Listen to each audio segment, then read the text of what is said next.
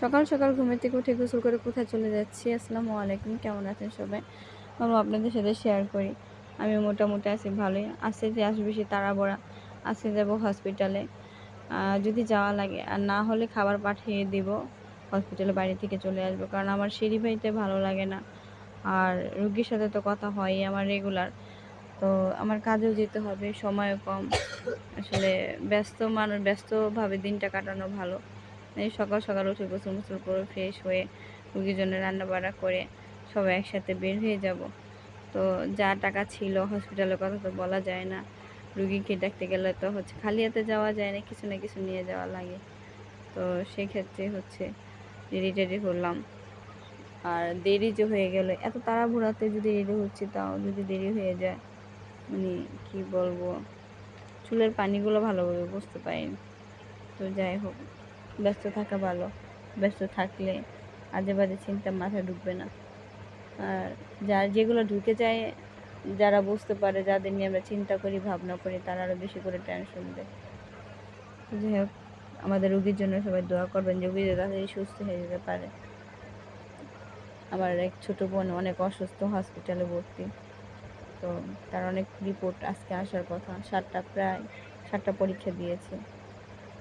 তো জানি না, খুব টেনশন আছে। আমরা সবাই চলে আসলাম। ওদের বিদায় দিয়ে আমি আমার একটু কাজে যেতে হবে। আমি যাইনি, ভাবছি ওরাই সামলাতে পারবে। তো আমার কাজের থেকে ফোন আসলো, সেখান থেকে যে ইমার্জেন্সি যাওয়ার জন্য একটা রোগীর পাশে একটা মানুষ থাকা লাগবে। ওরাও প্রচণ্ড শরীর খারাপ। তো ওর সাথে আজকে থাকা লাগবে। তো আমি এতটা সুস্থ না, কিন্তু কিচ্ছু করার না, বিপদ তো মানুষে বলে আসে না। সারাদিন আমার বোনটা থাকে, এখন আমার একটু যাওয়া লাগবে। ওর তো থাকা সম্ভব না, ছোট্ট একটা বাচ্চা আছে। তো আমি এখান থেকে রেডি টেডি হয়ে চলে যাব, সময় ছিল হাতে। তার জন্য একটু মনটা ভালো না, কিন্তু মন তো ভালো রাখতে হবে। টেনশন নিয়ে আমি নিজে অসুস্থ হয়ে যাব। সব কিছুতে খুশি রাখতে হয়। তো যাওয়ার পথে কলা কিনে নিয়ে গেলাম রুগীর জন্য, কলা রুটি খালি হাতে যাওয়ার জন্য, যে বললাম হসপিটালে এটাই চলে। আর একটা করে ফলের দোকান পাইনি।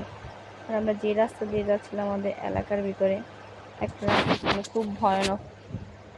এত ভয়ানক, যাইতেই ভয় লাগে। যাইতে যেতে অনেক রাত হয়ে গেছিলো।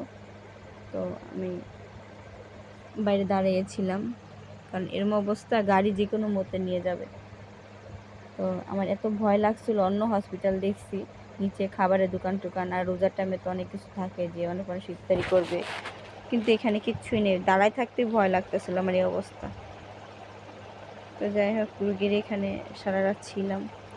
সকালের অবস্থাটা এটা, পরিবেশটা সকালে। কিন্তু অন্য সব হসপিটালে সারা রাতে মানুষ চলাচল করার, এখানে সকাল হয়ে গেছে এরকম নির্জন। বাইরেও দেখতেছি কীরকম নির্জন। দিনের বেলায় কেমন যেন আমার জায়গাটা ভয় করতে নেই, কিন্তু ভয়ানক ভয়ানক লাগছে। আর রাত্রের কথা কি বলবো, সারা রাত রুগীও ঘুমাইতে পারিনি, আমি ঘুমাইতে পারিনি। এত মশা, ফ্যানে তো ঘুরে ঘুরে না। যারা বুঝে তারা তো ফ্যান ট্যান নিয়ে গেছে। আমাদের বাসা তো অনেক দূর এই হসপিটাল থেকে, উল্টো দিকে।